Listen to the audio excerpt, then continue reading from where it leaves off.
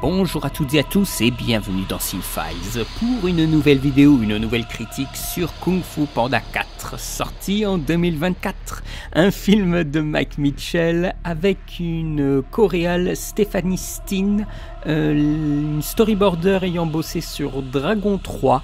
C'est un film avec Jack Black, Awkwafina, Viola Davis, Ke Huy Quan et Dustin Hoffman. C'est un film qui a coûté à peu près 85 millions de dollars. Il en a rapporté 547 dans le monde. Il dure 1h33. Et qu'est-ce qui se passe dans ce film? Eh bien, c'est le guerrier dragon Po qui doit déjà trouver un successeur et fait équipe avec une renarde voleuse pour stopper une sorcière caméléon avant qu'elle ne vole les pouvoirs de tous les grands maîtres d'arts martiaux de la Chine.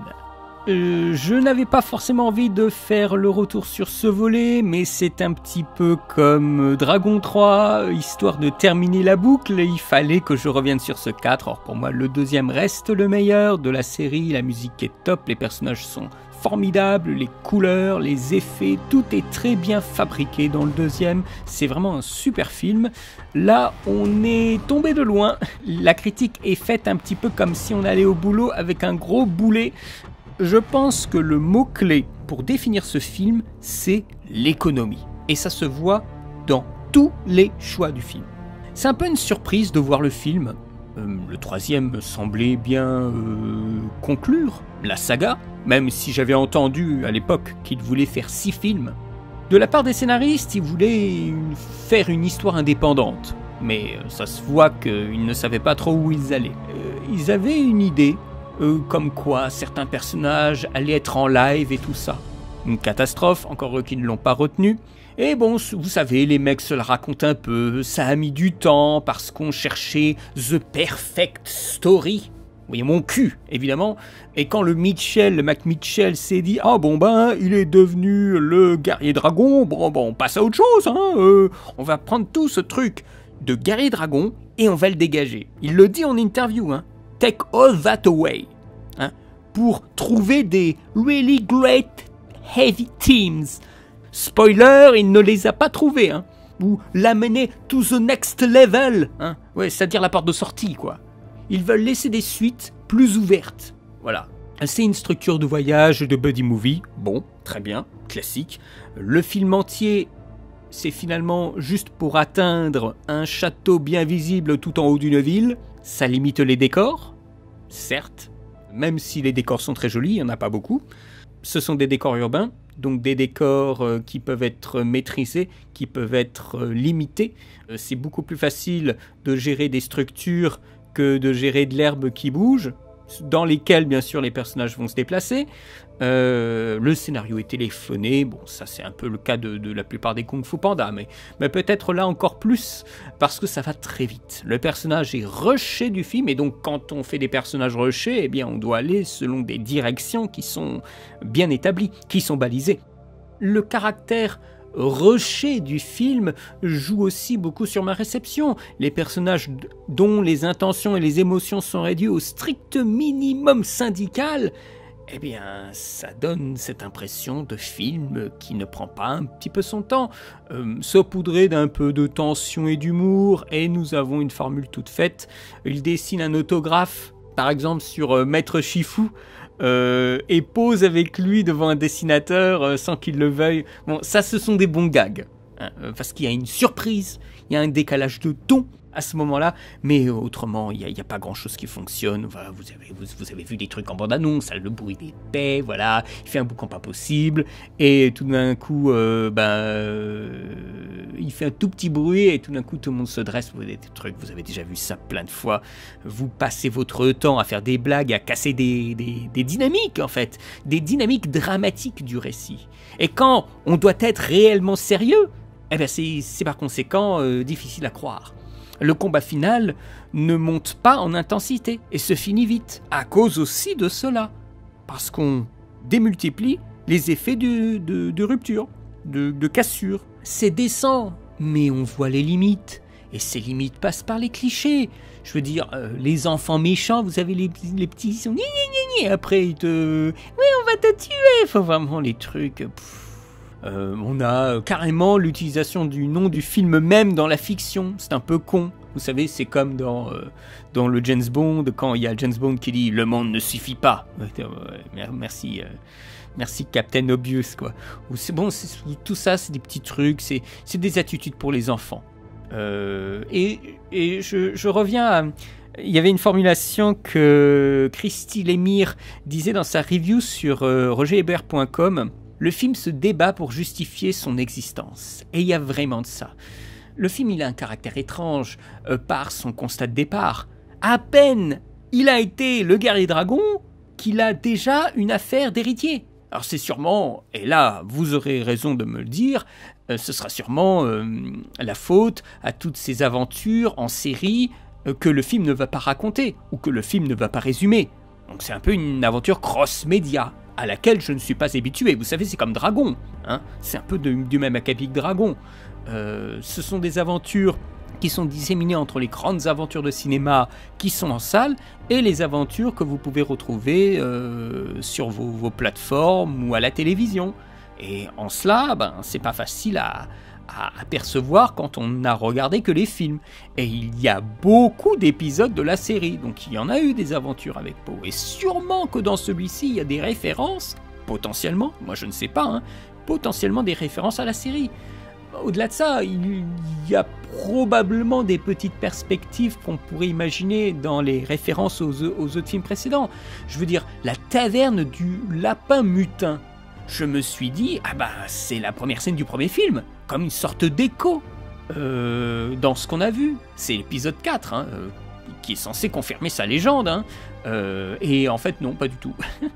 Je pense que pour parler des thèmes, the heavy themes, le perfect story, comme il disait le réalisateur, je pense que le thème c'est le changement. Mais c'est un changement qui est refusé. Il y a une partie du film qui dit que le changement c'est maintenant, puisqu'on cherche un héritier, mais il y a une autre partie du film qui refuse ce changement dans le 4e volet. Il n'y a pas de changement physique, il n'y a pas vraiment de changement d'histoire, il n'y a pas forcément de changement mental sur le personnage. L'histoire veut conditionner un changement que le personnage refuse, que le film s'octroie par économie. Le film change, se dessèche et devient autre chose par la contrainte. Et en cela, il devient pas nécessaire. Le film n'est pas nécessaire. Alors on essaye de faire en sorte qu'il soit nécessaire, en tissant des liens avec les épisodes précédents. Le début, on a Tai Lung, assez lourd, assez vulgaire. L'apparition de Tai Lung est assez vulgaire.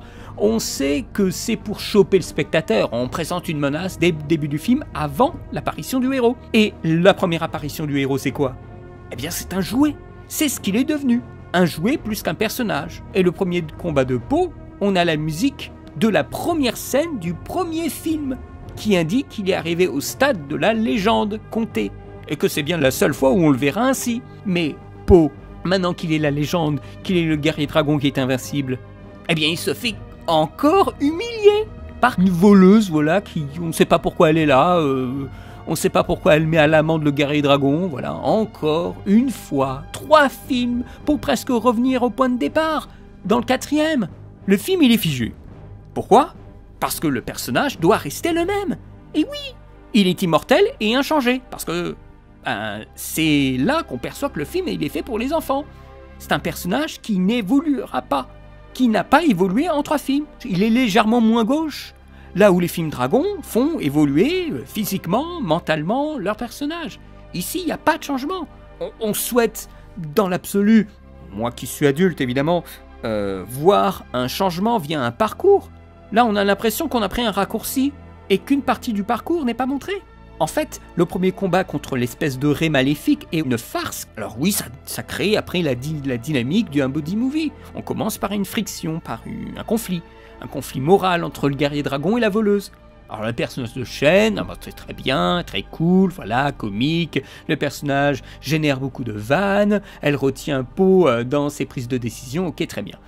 Au final, moi je trouve qu'elle est très très bien. Moi je l'avais découverte dans Shang-Chi. Elle a un visage de comédie, je trouve. Elle a une superbe voix. Et je pense que c'est pour ça qu'on la voit dans de très très nombreuses productions animées. Ça m'étonne pas. Je trouve qu'elle a une énergie très communicative, mais si c'est pour créer des ruptures avec le guerrier dragon, c'est terrible, quoi. Mais je veux dire, il est toujours aussi con. Poe a une scène où il montre qu'il se bat bien, qu'il est à l'aise, et après plus rien. Sa puissance, elle est décevante, encore une fois, mais c'est ce que le réel disait. Tout ça, il n'en voulait pas. S'il est plus con comme les précédents, eh bien, il fait plus vendre. Donc, on est encore sur des fuites dans les villes, des évitements de choses pour le guerrier dragon qui, à ce stade, ça ne devrait même plus exister. Et le film est un échec sur ce terrain-là. On n'a jamais ce moment où, dans toute la première scène du premier film, il est là, il est super sérieux, tout le monde autour de lui est une blague. Vous savez, un peu comme Batman. Voilà. Mais en fait, il donne cette impression qu'il n'a jamais été prêt à être le guerrier dragon.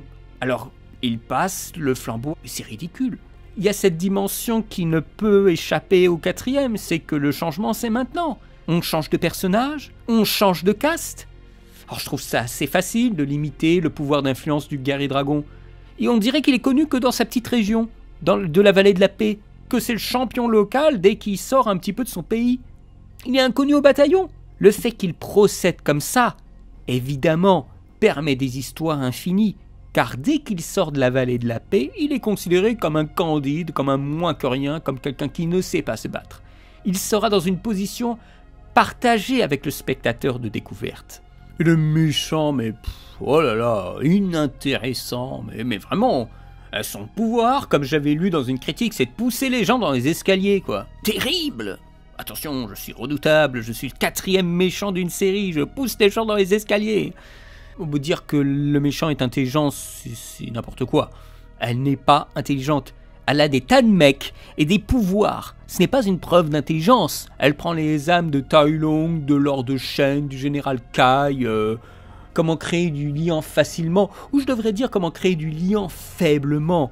Tous les méchants, ingénieux, puissants sont juste désarmés. Ils ne se défendent même pas. Parce qu'ils n'ont pas, évidemment, déployé le chéquier pour reprendre les voix des personnages précédents. Eh oui, hein, donc ils ne se défendent pas et ils ne fuient pas. Et les maîtres précédents, ils sont juste nuls. Ils ne se défendent pas du tout. Ils sont même aussi nuls dans leur façon de s'habiller. Ils sont habillés comme des civils, des vêtements random. Parce que les mecs, ils pouvaient pas leur donner des tenues stylées. Or, t'as les 3 mecs des opus précédents, dont Tai Lung, Lord Shen et Général Kai. Et tout le reste, c'est des anonymes les plus complets. Sauf les méchants des précédents, aucun n'est remarquable. Et ça veut dire ce que ça veut dire. Ils n'avaient absolument pas les moyens à déployer. C'est-à-dire, il n'y a pas un raffinement dans leur recherche de toutes ces personnalités du kung-fu. Et pendant qu'ils partent un moment vers la fin du film, eh bien, on voit le groupe de façon générale, qui a été aspiré et qui a été peu à peu relâché. Et on a l'ours, le chef de gang, qui a été balancé dans les escaliers. On le voit, si vous voulez être sûr, on le voit à 1h, 21 minutes et 46 secondes. C'est-à-dire que l'ours chef de gang, donc un petit minable, hein, a été aspiré par la caméléone pour son kung-fu. C'était un maître kung-fu? Je crois pas, hein. Ou c'est juste qu'il peut-être il manquait de modèles, alors ils l'ont mis en pensant qu'on ne le remarquerait pas. Si vous voulez une preuve ultime qu'il y a un problème et que les mecs ils ont été à l'économie, mais pire que tout, c'est cet exemple-là. Et bon, le but du méchant, hein. Le but du méchant, c'est d'être la plus grande maîtresse du kung-fu. C'est un peu raté. C'était déjà, je tiens à le préciser, c'était déjà le cas du premier film. Mais bon, là, elle l'a pas parce qu'elle n'était pas de taille. Rappelons que Mantis fait partie des 5 cyclones, hein, voire même Shifu, hein, qui n'est pas très grand. Donc ça, c'est des excuses à la con. Alors la Perfect Story, pas vraiment de se la foutre au cul. Non, en fait, elle est juste nulle. Voilà. Alors c'est une excuse pour lancer des personnages comme ça. Mais le fondement, on s'en fout. On s'en fout de ce personnage. On n'en a rien à battre. Je veux dire, encore une fois, le deuxième, Shen fonctionnait très bien. Et on est toujours en cumul aussi. Ça, c'est un problème. Encore un méchant, soi-disant, hein, marketé comme plus redoutable que les précédents. Il y a une espèce d'enchère aux enjeux qui rendent le film assez ridicule. Presque 20, tellement ça devient absurde. Bon, pour les petits, c'est très bien, hein, mais ça devient ridicule. Et comme pour la plupart des sagas de ce type, c'est-à-dire que ce sont des sagas qui sont écrites au fur et à mesure de ces épisodes. Et Jennifer Hugh Nelson le confirme. Je crois que c'est elle qui avait fait le deuxième. One at a time. Un après l'autre. Alors il y a très peu de liens. Et les menaces ne sont pas connectées. Alors à un moment, on va nous faire une connexion, vous savez, un peu à la Spectre. Hein, on va dire, c'est moi, l'origine de tous tes malheurs. Vous voyez, vraiment, alors, putain, s'ils font ça, mais c'est les pires nuls de l'histoire de l'humanité. Hein. C'est catastrophique, mais c'est d'une faiblesse en fait. C'est d'une médiocrité. C'est une faiblesse d'écriture majeure quand on veut dresser un parcours d'un personnage sur plusieurs films sans avoir écrit la fin. L'intérêt, c'est d'en concevoir à l'infini. Des histoires sans que la saga n'avance. Et ce, si les acteurs veulent bien prêter leur voix ou non. Déjà que dans celui-là, il y a des personnages qui manquent, par économie, évidemment. Hein. Les stars demandent tellement pour leur voix aussi. J'avais cru lire, je suis pas certain, que Angelina Jolie demandait des millions pour sa voix dans le film. Moi, je suis pas son agent, mais il faudrait aussi un petit peu la calmer. C'est plus trop une personne qui fait venir du monde en salle, hein, Angelina Jolie. Hein. Elle a 50 ans, elle en a plus 30. Hein. Et les derniers films qu'elle a fait, ben, ça n'a pas rapporté. Donc il faudrait aussi un petit peu se remettre sur l'échiquier, dans la chaîne alimentaire. Hein. Bon, après, vous savez, ça coûte cher, Jackie Chan, ça coûte cher, Angelina Jolie, ça coûte cher, tout ça. Donc on met l'absence des 5 cyclones, voilà, on les fait apparaître à la fin. On les fait... On prétexte qu'il y a une grande mission importante, voilà, c'est la présence limitée de Shifu aussi, hein, c'est quelques lignes et puis c'est tout. Et on doit compléter avec quelque chose d'autre. Donc il y a Zen et les deux pères. On se fait tellement chier qu'on va suivre les deux pères qui vont repasser par les décors que Po et Zen ont empruntés. Économie oblige. Bon, les deux pères, ils fonctionnent très bien, moi j'ai bien aimé, mais... Je veux dire, il y a une espèce d'écho étrange en fait dans ce film quand les deux pères arrivent dans la taverne, donc le lutin, lapin, mutin, voilà. Eh bien c'est très étrange parce qu'on a l'impression en même temps de revoir la première séquence quand il arrive dans le bar dans Rango, où vous savez, où le lézard se fait passer pour ce qu'il n'est pas. Et en même temps, on a l'impression de revoir la première scène, encore une fois, du premier film Kung Fu Panda. Il y a de très bonnes idées avec le capitaine du bateau, la ville, la foule, qui est vraiment super. Tout ce qui se passe en ville, en termes, je trouve, techniques, est bien et réussi. Je trouve qu'ils ont créé un générateur de personnages qui est assez formidable. Sauf que quand les personnages sont importants, il faut arrêter d'utiliser le générateur de personnages parce que ça se voit. Alors qu'est-ce que vous voulez? Ça fait partie de la ligne de stratégie de baisse des coûts de production des derniers films de DreamWorks. Alors certains ont très bien marché. Chapeauté 2 avait très bien marché, il avait coûté 90 millions. Les Bad Guys 1, le 2 n'avait pas super bien marché, pourtant il était très réussi. Je l'ai vu au cinéma. Bad Guys 1 a bien marché. Bon, les Trolls 3, c'est une autre affaire. Celui-ci... Bon, le dernier volet daté de 2016, déjà, c'est fou. Le quatrième est annoncé en 2022. Et le problème, ça ne vient pas du fait qu'il y a 2 réals et 3 scénaristes. Il y avait 3 scénaristes pour le deuxième et ça s'est très bien passé. C'est une baisse de coût générale et le maintien de la qualité à côté. Alors il faut revoir le workflow, donc c'est le processus de travail. Le travail avec les studios partenaires sur des portions d'assets et de plans. Ça se fait beaucoup maintenant, ça reste nécessaire aussi de faire rentrer de l'argent, donc il faut trouver des récits qui soient faciles, qui ne soient pas trop coûteux, dont les décors ne coûtent pas un bras. Et en même temps, il faut aussi éponger les problèmes des autres films, comme Ruby, l'ado Kraken, au secours. Troll 3, ça n'avait pas marché. Mais dans l'absolu, pour 85 millions, je trouve que c'est bien fait, c'est même assez bien fait. Les scènes de foule sont très réussies. Mais il y a moins de personnages identifiables, où ces derniers sont déjà faits et ne nécessitent pas de création. Donc il y a une économie au final. Le costume de Po, qui est au début du film, avec son chapeau et sa cape, ça ne l'est plus au bout d'un moment. On le dépossède de ce qui fait un peu ses atours de guerre et dragon. Par économie, il déchire sa cape au bout de 30 minutes. Pour ne pas avoir à l'animer pendant l'heure restante, évidemment. On fait l'économie sur les personnages, avec les 5 cyclones. On fait une petite animation, qui est plutôt sympa, avec des simili de marionnettes pour dire, les 5 cyclones, ils sont partis, voilà. Les histoires annexes aussi, on en fait des petites marionnettes et des petites animations 2D. Est-ce que le film donne l'impression d'être fauché? Pas trop. Moi, je trouve que les décors, pour le peu qu'il y a, sont très bien faits. Et je pense que ce serait compliqué à voir, mais il faudrait faire des comparatifs, il y a eu des efforts de fait pour faire de l'économie sur les détails de personnages sans trop que ça se voit. Il y a des efforts faits sur les forces de couleur. Ils sont pas si déconnectés. Mais avec un budget serré, il faut faire des choix. Avoir peu de décors, peu de personnages, peu de variations de costumes, moins de stars, et donc trouver des excuses pour qu'elles ne soient pas là, des angles qui ne nécessitent pas de fond ou de profondeur de champ. Ça c'est quelque chose, c'est très facile aussi, comme ça fait moins généré, ça fait moins de temps de rendu. Mais après, on peut mettre, parce qu'il y avait des demandes du studio, les 5 cyclones à la fin, sans leur faire dire quoi que ce soit, pour dire « Hé, on est là !» À la fin de l'entraînement, ça fait vraiment rajouter. Le film ne se termine même pas avec la fin d'un couplet, de la musique de fin, de musique de générique. On a un refrain de la chanson, preuve que ça n'a pas été prévu. On parle d'un film d'animation où il faut fabriquer chaque seconde. Donc en même temps, ils veulent qu'on fasse des économies, et en même temps, on rajoute des scènes et des trucs qui ne sont pas prévus. Concernant les scènes d'action, l'inventivité, je devrais dire que c'est moins dynamique dans le mouvement, moins de plans marquants, même si la scène de la taverne est pas mal du tout. Et il y avait aussi quelque chose d'autre que j'avais repéré, c'était le panda contre le panda. Les mouvements de caméra sont un peu faits par moments comme le film Upgrade, où la caméra suit les mouvements de l'un par rapport à l'autre, enfin voilà. Mais il n'y a pas grand chose. Il y a même, je pense, des coupes dans les scènes d'action. C'est-à-dire que les scènes d'action devaient être plus longues, mais ils ont coupé. La course, notamment. Il y a des coupes.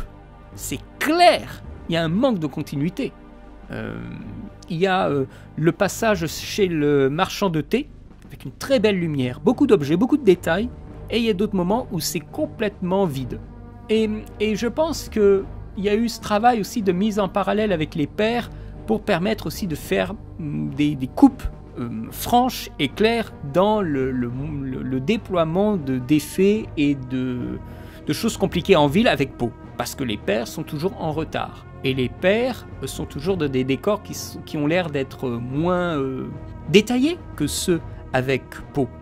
Je veux dire, les effets de lumière sont moins travaillés, les fonds sont moins inventifs. On dirait que la mise en parallèle de Pau et de ces deux pairs a été presque rajoutée après. Et c'est pour ça que toutes les transitions entre les deux situations ne sont pas élégamment calculées. Il y a des transitions assez basiques, des fondus, là où généralement les choses sont réglées au cordon, avec des match cuts, des volets, des choses précises. Avec les pairs, pas du tout. En fait, il y a des choses, c'est pas systématique, rien n'est jamais systématique, mais il y a des choses qui sont embarrassantes de simplicité. Là où on sait, au vu des films précédents, qu'il peut y avoir un vrai travail. La musique est un petit peu à la hauteur du film, c'est-à-dire qu'elle est en pilote automatique. On a déjà tellement créé que là, c'est difficile. Alors, Hans Zimmer et Steve Mazzaro, eh bien, ils font une musique qu'on remarque à peine. Et quand c'est pas mal, eh bien, c'est normal. C'est quelque chose du 1 ou du 2. Bon, le 3, il a été aussi sacrifié, sur l'autel de la monotonie.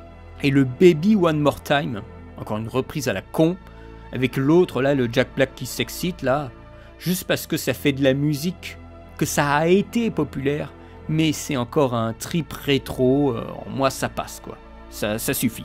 Conclusion, eh bien la première fois qu'on le voit, le divertissement est là, mais c'est pas très inspiré.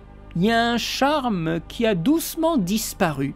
Mais je devrais dire que oui, c'est pour les enfants, certes. Moi je suis plus un enfant, donc ce film il est plus pour moi. Alors, on a toujours espoir que la saga reste pour nous, mais non, je pense que tout ça s'estompe au fur et à mesure, et on doit faire le deuil, mesdames et messieurs, je dois faire le deuil. J'ai envie de lui mettre un 11, parce que factuellement, les choses sont bien animées, c'est scénaristiquement, et en même temps, ce sont des prises de décision qui sont au-dessus du film. Les mecs, ils ont dit, vous faites ce film avec ce budget, point. Bah, les mecs, ils font ce qu'ils peuvent. Donc, à un moment, le film, il a aussi les raisons d'être médiocre. C'est pas comme si le réal avait fait n'importe quoi. Non, il a fait des choix avec le budget qu'on lui a donné. Et les directives, c'est des films qui croulent sous les directives. Et ça, je ne dois pas vous dire sanctionner le film pour ça. On devrait sanctionner le studio. Il faut mettre des notes au studio. TripAdvisor des studios de cinéma et d'animation. Écoutez, je lui mettrai un 11, mais attention, le prochain film, il a intérêt à être un peu mieux que ça, s'ils en font un. Mais le film avait quand même très bien marché, donc je pense qu'ils en feront un autre. Je sais pas dans quelle comment dire, dans quelle mouise va être le prochain film. Mais il est temps que ça se termine, hein. J'espère que vous aurez aimé mon retour sur le film. J'espère que ça vous aura plu. Moi, je suis content d'avoir vu. Mais comme je le disais au départ, hein, j'ai un peu traîné des pieds pour l'enregistrer celle-là. Mais maintenant que c'est fait, j'espère que ça vous aura plu. Je rends l'antenne. Je vous remercie d'avoir vu cette vidéo. Je vous remercie pour les commentaires, de me suivre également.